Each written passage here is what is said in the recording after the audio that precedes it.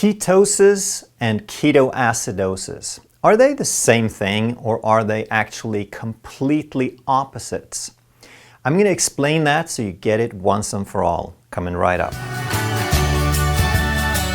So many people are trying the ketogenic diet and they're getting great results. They're losing weight, they're reversing insulin resistance, they're feeling great. But there's still a lot of apprehension, and some people think that, oh, well, maybe I'll try it for a little while, but I'm scared to do it long term because I've heard so many terrible things about it. And all of those things are untrue, but the one that comes up the most frequently is that a lot of medical doctors and people who are supposed to know better, they throw out that word ketoacidosis. That's what diabetics get, and that can kill you. So you don't want to get in ketosis. So we want to clear that up, because if you're informed, you should know a whole lot better than to say anything like that. So medical doctors, they've been to school. They really should know better. For the layperson, I can understand if it's a little bit frightening and confusing. So we're going to look at all these. We're going to check out piece by piece how they compare and if they have anything in common or if they're completely opposite. So first of all, ketones is the only thing that they have remotely in common, because both conditions produce a little more ketones than people who eat the standard American diet. But in what we want to call nutritional ketosis, or a healthy state of ketosis that you induce in a healthy person or a non-diabetic person from eating low-carb diets, you're going to develop an amount of ketones in the blood of about 0.5 to 3. And most people are going to be probably around 1. The really hardcore people who cut their carbs way down and who do intermittent fasting, they might be able to push it up towards 2.5 or 3. But probably not totally consistently. So that's a very low, very controlled level of ketones. We want to contrast that with someone who goes into a full-fledged fast. If you do a water fast for a week, or if you're so unfortunate that you're having to endure starvation because there just isn't any food, now your ketones might get up to 5. But that's about the highest that they can get as long as you have any functioning insulin in your body. In ketoacidosis, which happens to diabetics, primarily type 1 diabetics, where you have zero insulin, where the body has completely lost its ability to produce insulin, that level of ketones can get up all the way up to 20 to 30 millimoles. So we're talking about 10 times higher than you could induce it by cutting carbs and living a ketogenic lifestyle, and probably 20 times higher than the typical level of ketones. So even though there are some ketones in common, we're talking about a completely different level. Then let's look at blood sugar. So when you do ketosis, your blood sugar is low to normal. It's going to be in the ideal range, but it's going to be on the low side of normal. So that's going to be what we call pretty much a perfect blood sugar. That's what you get when you don't eat a bunch of carbs and your body finds the balance that is the healthiest for you. Same thing in starvation. Then your body still has the ability to break down protein and fat and produce some blood sugar, so you're not going to get extremely low. It's going to be on the low end, but it's going to be in the normal range or close to it. In diabetes, in uncontrolled diabetes like we're talking about here, that blood sugar is going to go sky high. It's going to go into several hundred. It's going to go into many times the normal range. And these people are very often, they're being rendered unconscious. Very often this is a type 1 diabetic who doesn't know that they're diabetic yet. They're just feeling bad. They're being brought to the hospital and they're passing out, and they have really high ketones and very high blood sugar. So let's look at insulin. In ketosis, you have low to normal insulin because it perfectly matches the amount of blood sugar.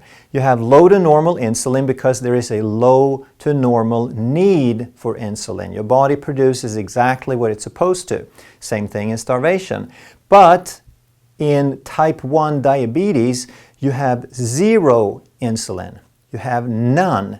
And that's the whole problem. That's the only way that this problem can develop, is when you have zero insulin, and because of that, the blood sugar runs way, way high. The other thing is that both ketones and blood sugar are controlled by insulin. So if you have some amount of insulin, the ketones can never run very high because the insulin is controlling that as well. But when you have zero insulin, there is nothing to control those ketones. And because you're burning fat as your only source of fuel, plus you're breaking down some proteins, there are no carbs being burned. Even though your blood sugar is that high, you're not burning any carbs. So your body is fully starving and you're burning all the fat, but there's no insulin to control the ketones. So now your ketones go into a dangerous, dangerous level. So let's think about this from the other direction. What's the insulin need? Again, here it's low to normal because it matches the blood sugar. Same thing in starvation. But here's the problem. In the diabetic, we have a sky-high need. We have an infinite need. We have an enormous need for insulin, but we have none. That's the problem. There's this enormous discrepancy with what's needed from what the existing reality is. We look at pH, and that's where this disease, this pathological condition gets its name. It's called ketoacidosis because your blood gets very, very acidic. And your blood has to be maintained at a pH around 7.365. And the last digit could vary a little bit, but it has to be very, very precise. That's the only place you can be healthy. And in ketosis, you're eating a lot of normal food. You're eating a lot of vegetables. You're getting plenty of minerals. You're eating a wide variety of foods. You're just not eating carbohydrates. So your body has lots of resources to regulate your pH, and you're going to be, if you eat healthy food, you're going to be at a normal pH.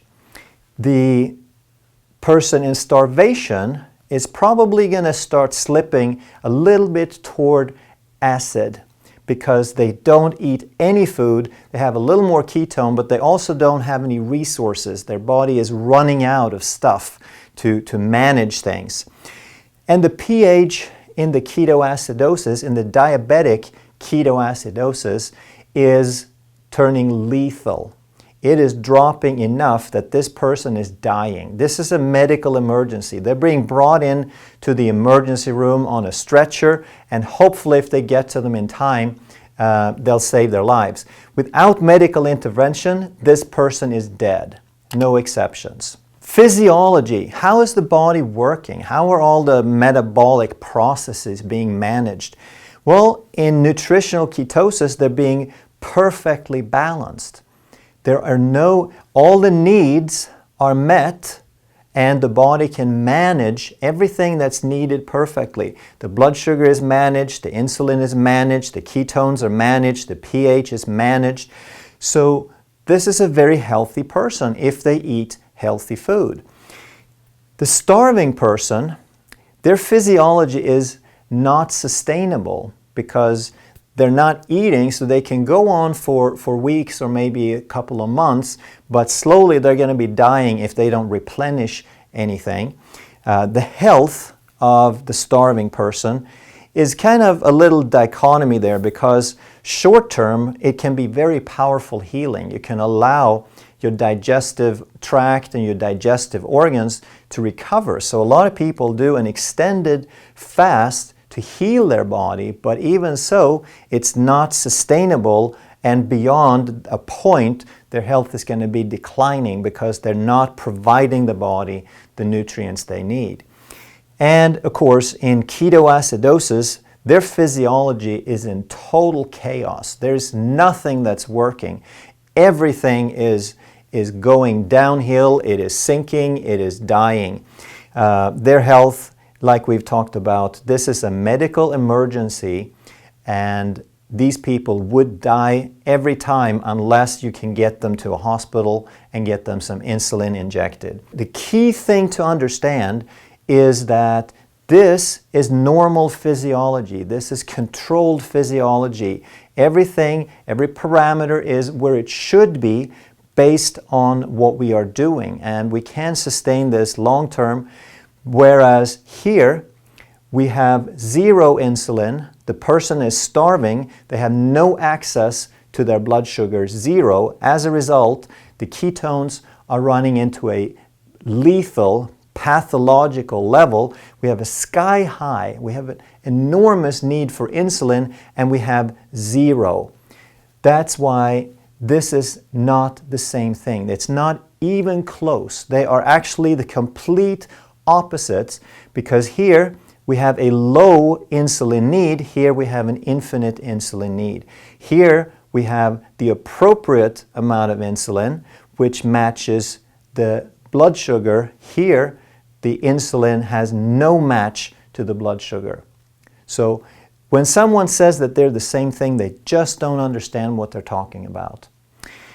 So I hope that was helpful. Please share this with people, because there are a lot of people who want to do the ketogenic diet. They want to try this out, but they're scared. They don't have enough information to make a good decision. So share this with as many people as you can. And if you enjoy this sort of information and you haven't already subscribed, then please click that button and the notification bell so we can keep these videos and this information coming your way. Thanks for listening.